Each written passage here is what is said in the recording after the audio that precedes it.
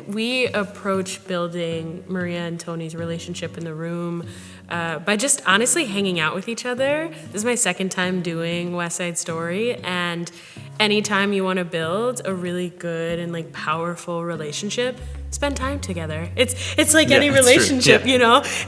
In the real world, you have to spend time together, get to know each other, talk to each other about your interests and different things like that, just so that it can feel like even just like friendly and like friends to be able to build something on the stage. And we didn't know each other before this production, and so there's something really also exciting that when we make eye contact as the characters, because we're also, as people getting to know each other, like it does something to you that you're having this intimate moment with another human being that you haven't really known before.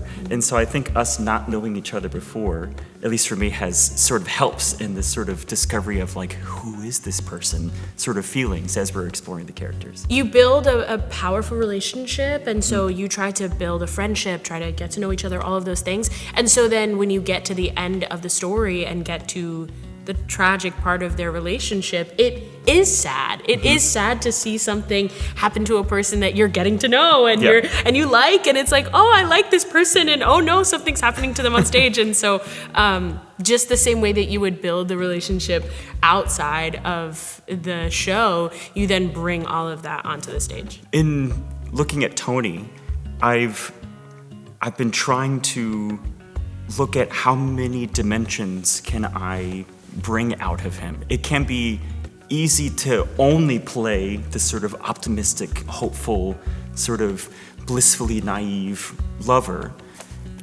And yet I have to remember that he was the leader of the Jets. He was the head of this gang. And so there had to have been something that he did or had in his life that earned him the respect to be the leader of the Jets. And so there's this other part of him that he can't just be this doe-eyed, boy next door. I think Maria sort of helps bring him out of that, former life that he had, which is what fills him with such optimism. But it's finding who is he now with Maria, but also who was he before, and what's he trying to leave behind? What's he trying to instead bring in for this next chapter of his life? And so it's looking beyond just one element of where he is in the story. Yeah, and I think almost on an opposite side, Maria, I think, has always gone with what other people are telling her to do, where to go, how to follow things, and she's always followed the letter of the law. And we meet Maria in a place where she's like, actually, no, that's not what I want. I want what I want, and I want to make my own decisions, and I want to have a say in how my life goes. And so truly, like, fly by night, these two people are like completely going the opposite direction and like meet in the middle and are able to pull each other into both sides of like, Tony's like, yeah, let's go and do fun things. And she's like, okay, sure. And like, but also is sometimes pragmatic and is like, wait, no, but we need to follow a thing, or somebody else is worried and we should be worried about that. And I think that it is really funny that both of them are kind of going from the opposite ends and meeting each other in the middle with that.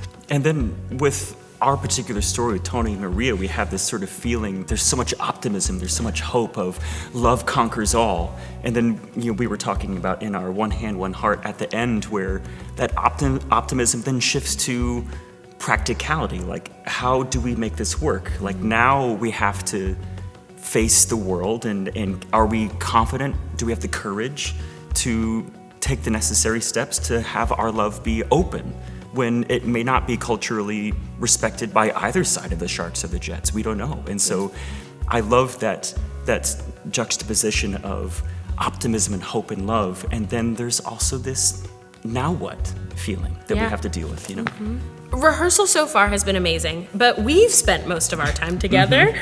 We haven't seen most of the cast, but every so often we get to kind of hop into the dance rehearsal.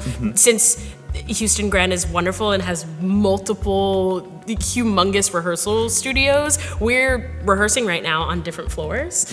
But we have been able to step in and see Dance at the Gym, and it is wonderful to see the artistry and also the athleticism of the dancing for our cast. We have such a great group of artists and also of people. But my favorite moment for us, it's actually a moment that we don't sing.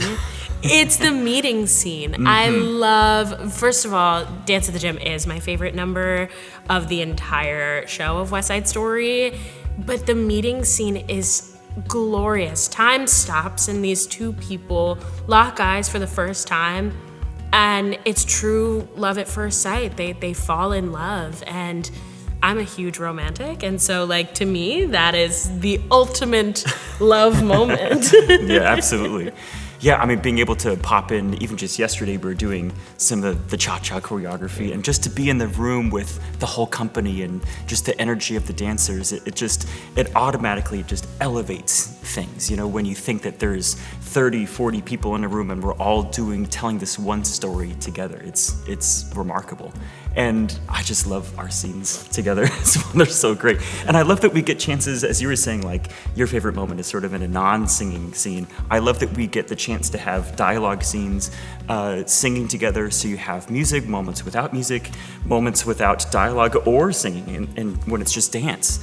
We just get to tell this story in so many different ways, where it's not just one way. It's this, and pulling together people from dance backgrounds, from musical theater backgrounds, from opera backgrounds.